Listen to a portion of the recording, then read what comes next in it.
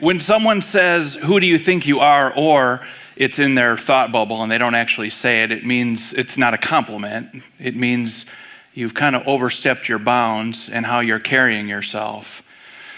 And of course, I have a moment like that. Only one, no, a lot of them, but this is the only one I'm going to share. When we moved from Wisconsin to Colorado after we were first married, I had made a deal with James at Sears when we purchased our new refrigerator.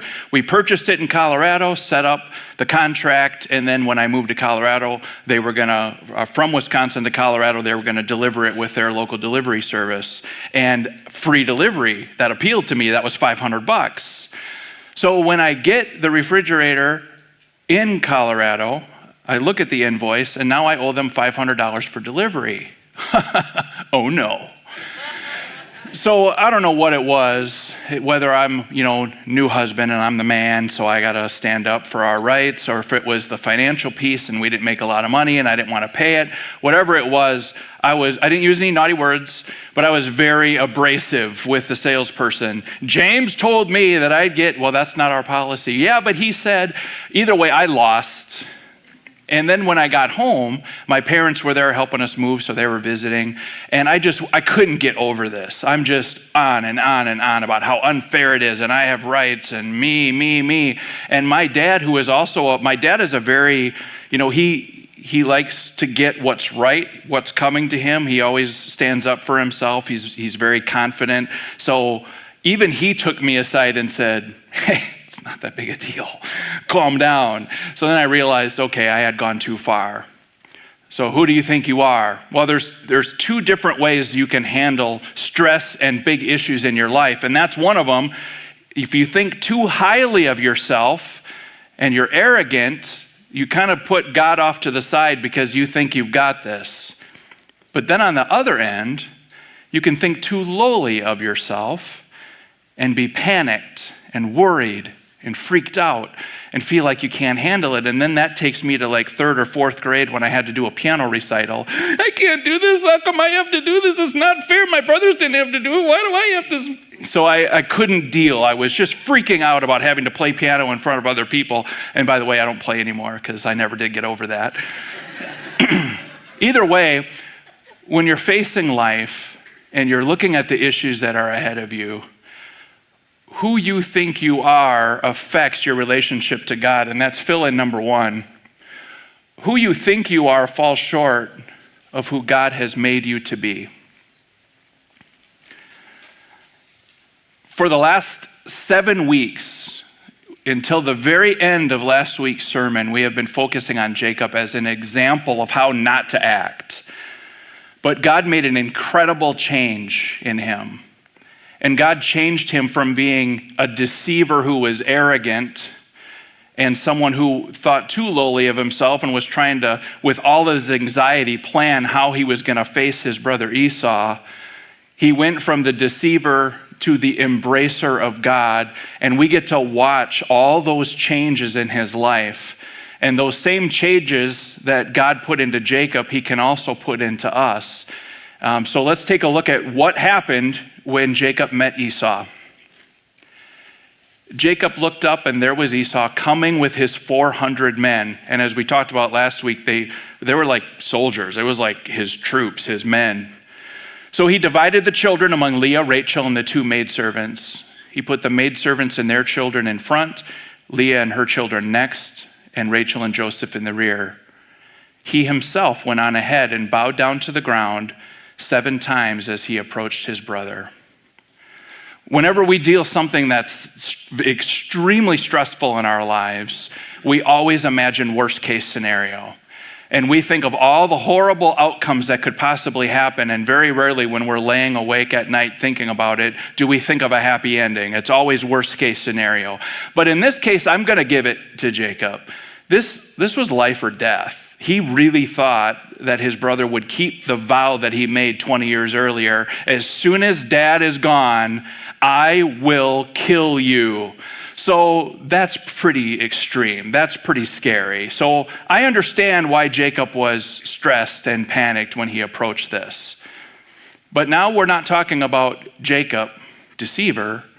We're talking about Israel, embracer of God. And there's a couple of things that show the change, the drastic change that God made in him.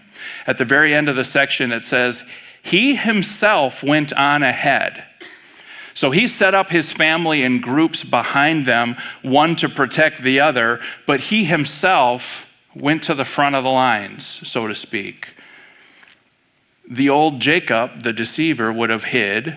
He would have found some excuse to get out of it. He would have maybe not even had the meeting in the first place, sent messengers to take care of it for him, but he himself went on ahead. So God had instilled in him a courage because he trusted in God. He went forward to accept what it was that he had to deal with. And the second thing it says is he bowed down to the ground 7 times before his brother Esau. So we were talking about roughly a 90-year-old man, and they aged better back then, but still, he was 90. And it was, you're wearing a long cloak, and it's you never show your bare legs. You don't bow down in front of anybody, especially if you have a family and you have manservants and maidservants and wealth. For him to come to Esau and to just get down and lift up his cloak and to get down on his knees and to put his face down in the dust before his brother, incredible humility. And he didn't do that one time. He did it 7 times. He bowed down, he got up, he walked a little bit further, he bowed down. This was a very visible show of humility, an amazing change in Jacob as he approached a very difficult situation now that he's clinging to God. So what are your things? What are your huge issues? Things in your past that are hanging around that you think you've gotten over, and then you wake up in the middle of the night and it's still there and you're still turning it over in your mind. Is it someone that has wronged you? Someone that you just can't forgive, you can't get over it, you can't deal with what they've done to you, and you hope you never see them again? You know that God says in Romans that vengeance is mine, saith the Lord. So God will take care of it. It's not up to you. But there's a part of you that when God does take care of it, you really want to watch. Or are you the one who wronged somebody else? And maybe it was a 50-50 thing, but you're pretty sure it was more 51%, 49%. And you shouldn't have to apologize, so you don't. But it still bothers you because you haven't dealt with it. You haven't dealt with your guilt. You haven't dealt with forgiving the person you need to forgive. And maybe there's some other issue that has nothing to do with relationships or forgiveness. It's just this thing that's coming that you're terrified of and you don't know what you're going to do. So do you arrogantly just toughen up and go get it? Or do you panic and anxiety and hide behind it and not trust God to get you through it? How do we deal with those things? Well, looking at what God did to Jacob, the change that God made in Jacob, he can also make in us, and that's our second fill-in. You have a past, you can deal with it with humility and courage. When Esau approaches Jacob, you see some unexpected changes take place. Verse 4. But Esau ran to meet Jacob and embraced him, then threw his arms around his neck and kissed him, and they wept. The same God that had really worked in Jacob's heart and changed his life, well, that over that 20 years, he was also working on Esau. And when they saw each other, it was an unexpected meeting. And this hug was pretty special. Are you a hugger? When you see people at church, do you give them hugs? Or are you more of a distant handshake, maybe a fist bump? Or maybe you're kind of somewhere in between. You do the bro hug, the grab the hand and the pat the back, or maybe a little sidesies, something subtle. This is deeper than that. This is the soldier who's been away for 2 years and sees his little boy for the first time. And every year at Christmas, they show those on the news, those surprise meetings, and I will cry every single time. It's just so powerful to see the wife or the child just embrace their father with all their heart. And that's what happened with this man who Jacob, his twin, thought wanted to kill him, and they meet each other, and he ran and he kissed him, and there was forgiveness. What an incredible scene. And you look at how Jacob handled himself. It was so special. Verse 5. Then Esau looked up and saw the women and children. "Who are these with you?" he asked. Jacob answered, "They are the children God has graciously given your servant." So this seems like kind of a no-brainer. Well, duh, you brought a whole group of people. You have a family. I have a family too. But it's not really that dumb of a question, because they hadn't seen each other in 20 years and they left on terrible terms. So, it's kind of like, where we'll cancel somebody's, Instagram account, or we won't open their Christmas letters. Back then they probably just stopped sending pigeons to each other, and they wouldn't open each other's messages. They wouldn't listen to what was going on. They didn't want anything to do with each other. They kind of froze their memory of each other and assumed that was just the same person that they left. So for him to say, "These are all the children that God has blessed me with," it was like, oh, wow, yeah, you've grown up and you've got a family and things have changed and God has blessed you. But the way Jacob phrases it shows that the change that happened on the inside was coming out. He said, "They are the children God has graciously given your servant." Jacob the deceiver would have said, "This is the wealth that I have created for myself. I worked hard for years to earn all of this." But Israel, the embracer of God, says, "These are the children that God has graciously given your servant." And he refers to himself as your servant.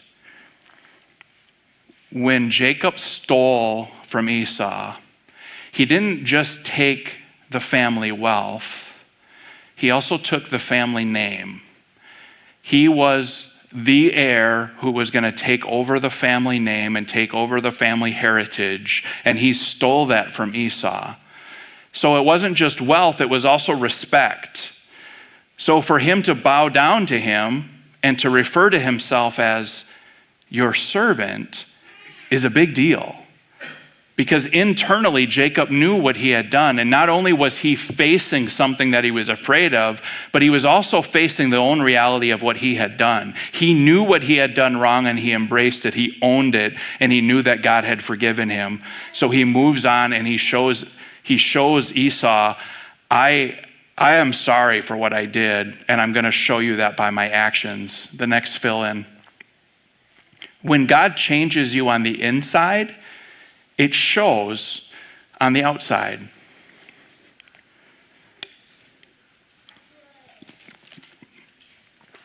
Verses 8 to 11.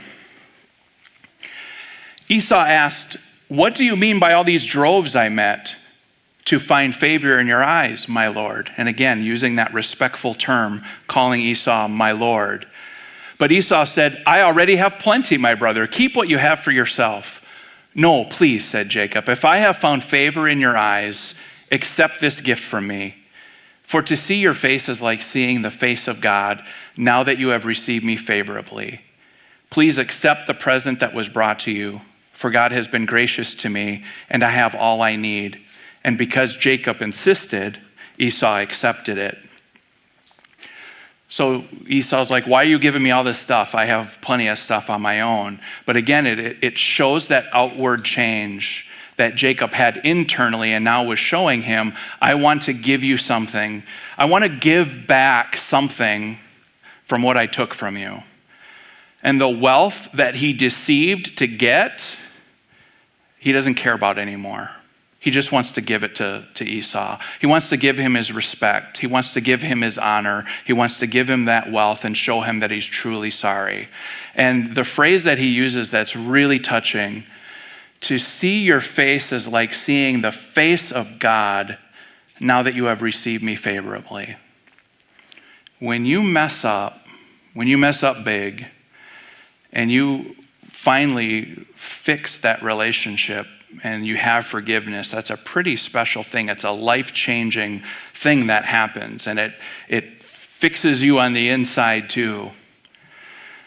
And of all the stress that I ever deal with in life, the things that, really bother me and keep me up at night, everything is trumped when there's a problem between my wife and me. If I do something that upsets her, and I know that I did something to upset her, and either she isn't ready to talk about it, or she's just angry, or she's quiet, that I can't deal with that. It's just all I think about. I have all this stuff going on that I got to deal with, and this is the only thing I can think of.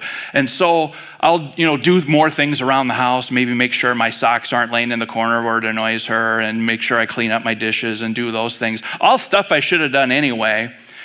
But, guys will joke around and say things like, well, yeah, the old lady's mad at me. Or will lovingly say, happy wife, happy life, as though, they're this ogre and master that you have to serve. And the reality is, anytime we get to that point in my marriage where my wife is just upset and won't talk to me, it's totally my fault. I know I'm doing stuff all the time that she's asked me over and over and over, and then I get busted, and so then, okay, now I got to deal with it, but it's my fault. I can't pretend like I have this difficult master to appease when these are things that I should have been working on all along. And so I want to take Jacob's example and take what God put into his heart and ask God to put it into my heart to, number one, have the courage to say, I messed up and I'm sorry. And to have the courage to fix it, to actually put the effort in to not get to that point again. And that also takes humility, to be able to say, I'm not going to just find ways to blame this on you or blame my circumstances, but just to own it and humbly say, I've made a mistake and I'm sorry. And in your life, it might not be a spouse, it might be a close friend, it might be a sibling who you got into an argument with, and you don't want to see them, you don't go to family gatherings anymore, you don't want to deal with them because they just won't listen anyway. But how much of that issue is yours? Even if it's only 4%, and I think you're being generous with yourself, even if it's only 4% your fault, apologize for your 4%. Because when you forgive someone and someone forgives you, it's like seeing the face of God. So it bothers me more than anything when my wife isn't happy with me. But does it bother me that much when God isn't happy with me, which is all the time? Unfortunately, it doesn't. I don't think about it. Not because conceptually I don't care. It's because I just don't think about it. I'm not interacting with God at the same personal, verbal level that I am with my spouse that I live with. So it kind of is out of sight and out of mind. But really, whenever I sin against her or anybody, I'm sinning against God. Why doesn't it bother me more? It should. When I see newscasts about some celebrity or some politician where a photo or a video is leaked about some embarrassing, horrible thing they did in their past, and now everybody sees it, and then they have to do a press release to apologize and try to get out of it. And, things that you did 30 years ago come up and creep up into your life, and now you got to deal with it. And for politicians, sometimes they even lose their position. Thankfully, I'm low profile. I'm never going to have to deal with that. But what if, when I get to heaven, before he lets me in, he pulls out a screen like this, and he runs a video of all the things I've ever done wrong while he's sitting there watching with me. And this video includes my thoughts. It includes horrible things I've thought about other people. It includes everything I've ever, browsed on the internet when nobody's around. It includes every time I've been out with friends and got a little carried away. It includes everything, every horrible thing I've said about people behind their back. And those people have no idea. They think we're really good friends. And I'm saying all these things, and it's all on the screen. and I look over and I just see Jesus with a little tear in his eye. You know, there is no such thing as that video. That's not going to happen. When you get to heaven, God's just going to give you a huge hug. But he still does know all that stuff. And he sees it every day. He knows everything you've ever done. And so that's why we are constantly talking about take your guilt, take your shame, take your brokenness and lay it at the cross. But I don't want your trip to the cross to be common and casual, like taking out the garbage on Thursday morning. I want you to lay your stuff at the feet of Jesus at the cross, and then I want you to look up. And I want you to look into his eyes. And in Jesus' eyes, you will see the anguish of his friends who left him at a time when he needed him the most. In his eyes, you will see the pain of the eternal suffering that he captured for us on our behalf, all in that moment on the cross. And I want you to see the terror in his eyes as his Father, who he loves deeply from eternity, forsakes him there and lets him suffer and lets him die. And then I want you to look past that and look deeper into his eyes. And I want you to see his compassion and his love for you, because you were worth all of that to him. We are deeply, deeply loved and forgiven. Fill in number 4. God dealt with all to equip you to deal with whatever it is.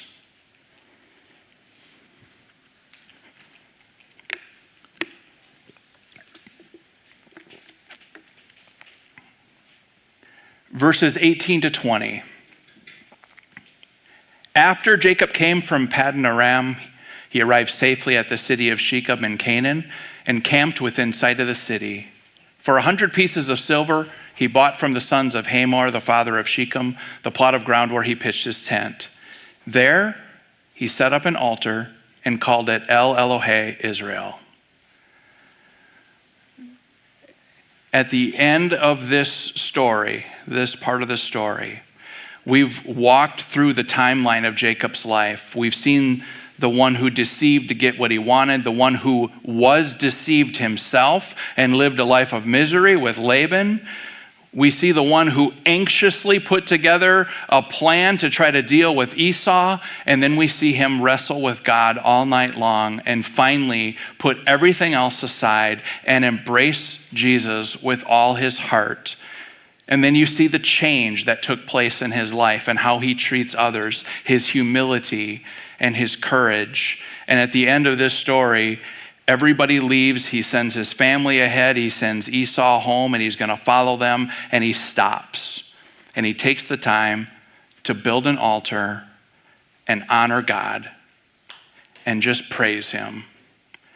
In your life, as God makes these changes in you, have the courage and humility to deal with your stuff with God's help, and take time to just honor him and praise him and thank him. And at the end of Jacob's life, he finally knows who he is. Do you? Let's pray. Dear Jesus, there are so many times when I either act arrogantly or I act anxiously and have a hard time finding that middle ground. But that beautiful, safe middle ground is where I embrace you with all my heart and know that you will give me the courage to deal with issues that I can't handle on my own, and you don't ask me to. You ask me to trust you and to deal with them, and I know that you're going to be with me. So give all of us that same courage and humility, and give us all that understanding as you shape our lives to know that you are the center of our lives, and that's where our success lies. That's where our comfort lies. In your name, amen.